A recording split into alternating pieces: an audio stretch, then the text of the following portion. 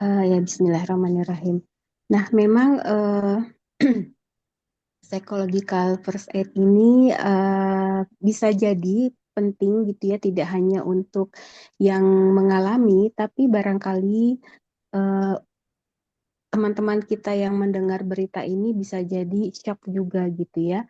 Dan sangat mungkin menjadi ada muncul trauma tuh justru yang melihat yang semua korban ini membutuhkan PFA. Ada juga beberapa korban yang ketika mengalami bencana itu justru dia bisa cepat untuk bangkit gitu ya. Nah, memang tadi kita harus lihat tanda-tandanya gitu ya. Untuk yang membutuhkan PFH ini biasanya kita harus melihat tanda-tanda overwhelm-nya gitu. Terlihat dia apa? Eh, Matanya berkaca-kaca, hampa gitu ya, barangkali tidak responsif terhadap pertanyaan seperti yang tadi disampaikan Bu Elvi gitu ya. Ketika ditanya apa kabar, mungkin kalau kita terbiasa menjawab spontan, Alhamdulillah baik, atau kalau lagi sedih, iya nih saya lagi sedih gitu ya. Tapi pada korban bencana kan untuk menjawab apa kabar itu ternyata itu pertanyaan yang dalam gitu dan agak sulit untuk dijawab gitu ya. Nah, ini kita lihat dari responnya gitu ya, dia bisa menjawab dengan spontan atau tidak gitu. Kemudian kita lihat juga arah atau tidak. Kemudian saat kita bertanya, mendengarkan apakah dia menampilkan emosi yang cukup kuat gitu ya, seperti menangis, tidak terkontrol, atau misalnya eh, mengayun-ayunkan tubuh, ada reaksi fisik juga yang tidak terkontrol gitu ya. Nah, ini perlu kita perhatikan gitu ya, sebelum kita memberikan PFH. Nah,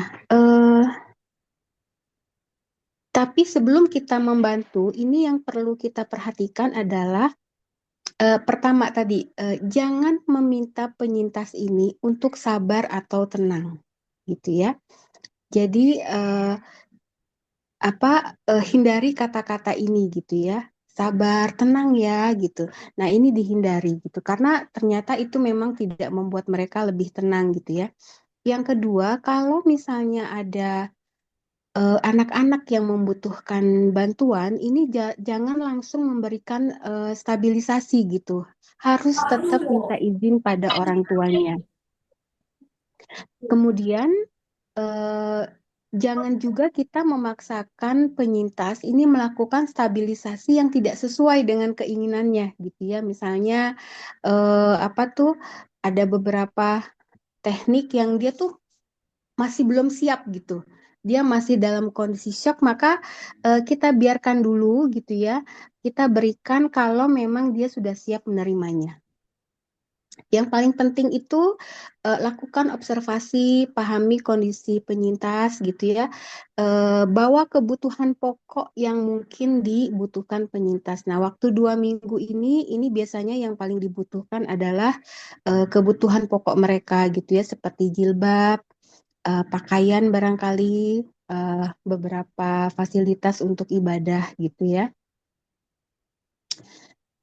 Nah, yang bisa kita lakukan untuk mereka yang sudah siap menerima bantuan emosional, ini teknik yang dapat digunakan ini ada 4, ada square breathing, ada progressive muscle relaxation, ada safe place, dan teknik 5-4-3-2-1. Kalau teknik square breathing ini tekniknya ini yang paling gampang gitu ya. Duduknya pertama saya akan jelaskan tentang teknik square breathing. Jadi duduknya harus tegak ya, jangan menyender gitu ya. Harus tegak karena ini akan mempengaruhi uh, teknik nafasnya efektif atau tidaknya gitu. Kemudian hembuskan perlahan melalui mulut gitu ya. Keluarkan semua oksigen dari paru-paru. Jadi buang napasnya perlahan. Jadi kita awali dengan buang nafas dulu justru gitu ya. Baru setelah kita buang nafas, tarik nafas perlahan sampai hitungan keempat. Satu, dua, tiga, empat. Nah, dengan teknik ini kita akan menghirup oksigen yang banyak sampai rasakan paru-paru kita penuh dengan oksigen gitu ya. Dan ini akan terasa udara kita nanti akan bergerak ke perut. Kemudian setelah itu tahan nafas. Tahan nafas juga dalam hitungan 4 detik. Setelah tahan nafas, kita buang lagi dalam hitungan yang lambat, 1 sampai 4 gitu. Jadi jangan langsung dilepas. Gitu ya. Tapi tarik nafas. 1, 2, 3, 4. Rasakan dadanya penuh. Kemudian kita tahan. 1, 2, 3, 4. Kemudian kita buang perlahan. 1, 2, 3, 4. Dan lakukan diulang ini beberapa kali sampai betul-betul terasa ringan gitu ya. Nah, ini teknik square breathing. Atau kalau lebih kuat gitu ya, lebih kuat lagi, ini bisa dilakukan 478. 478 itu tarik nafasnya 4 hitungan tetap, tapi kita tahannya 7 hitungan. Gitu ya, tarik nafas. Tahan 7 hitungan, 1, 2, 3, 4, 5, 6, 7. Kemudian hembuskannya itu 8 hitungan. Jadi pelan banget gitu ya. 2, 3, 4, 5, 6, 7, 8. Ini cukup dilakukan 3 kali. Biasanya ini sudah membuat para penyintas ini bisa tenang kembali gitu ya. Eh, Ini beberapa teknik square breathing dan teknik 478. Kemudian ada teknik safe place. Nah, safe place ini kita melibatkan visualisasi. Nah, sebaiknya kalau baru kejadian misalnya ya, eh, kita hindari melakukan teknik safe place ini dengan tutup mata. Karena biasanya takutnya yang kebayang kejadian yang traumatis gitu ya. Tapi kalaupun memang tidak terhindari gitu ya, eh, nggak apa-apa tutup mata, cuman kalau nanti muncul lintasan-lintasan yang begitu kuat, sebaiknya buka mata aja. Nah, safe place ini adalah teknik untuk me, untuk merasakan kondisi rileks yang lebih lebih dalam gitu ya. Jadi kita akan benar-benar merasakan eh, atau membawa penyintas ini untuk melihat keadaan yang berbeda gitu.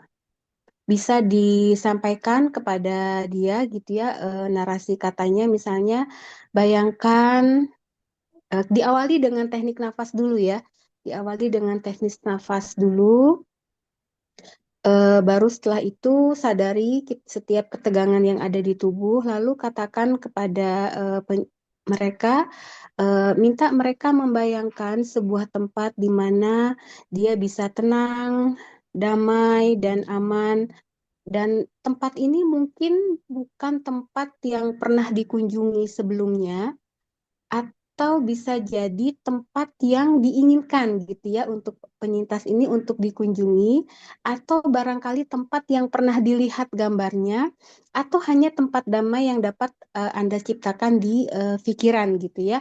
Tapi hindari membayangkan rumah gitu ya, atau membayangkan kamar, tempat tidur barangkali ya, itu dihindari. Bayangkan betul-betul tempat yang memang ingin dikunjungi gitu ya, tempat yang betul-betul membuat kita damai. Kemudian eh, kita minta lihatlah di sekeliling di tempat itu, perhatikan warna dan bentuknya, apa yang diperhatikan gitu ya. Kemudian minta dia untuk merasakan suara-suara yang di sekitar tempat tersebut. Narasinya, sekarang perhatikan suara-suara yang ada di sekitar Anda, atau mungkin keheningan, kedengarannya jauh dan mereka lebih dekat dengan Anda. Kemudian, pikirkan tentang bau yang terasa. Nah, ini untuk menstimulasi indera penciuman mereka, gitu ya.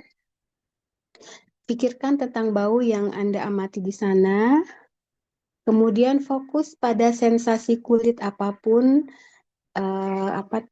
suhu, pergerakan udara, mungkin terasa dingin, gitu ya. Kemudian tanyakan lagi sensasi fisik yang menyenangkan di tubuh saat membayangkan tempat yang nyaman ini. Apakah apa yang terasa di hati, apa yang terasa di tubuh, gitu ya. Nah, ini yang paling penting, sampaikan kepada mereka bahwa sekarang Anda berada di tempat yang damai, aman, gitu ya. Anda dapat memilih untuk memberi nama dari tempat ini, gitu ya, sehingga ketika nanti dalam kondisi tertentu cemasnya muncul lagi, kita bisa gunakan kata itu, gitu. Misalnya kita membayangkan tempat yang nyaman itu di Madinah gitu ya. Waktu kemarin saya praktek itu banyak yang menggunakan Madinah ini sebagai tempat yang aman gitu.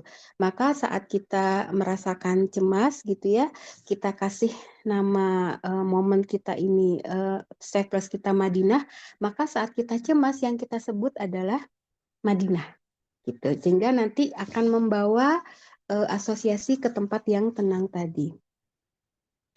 eh, Berapa lama dilakukan ini boleh bebas gitu ya.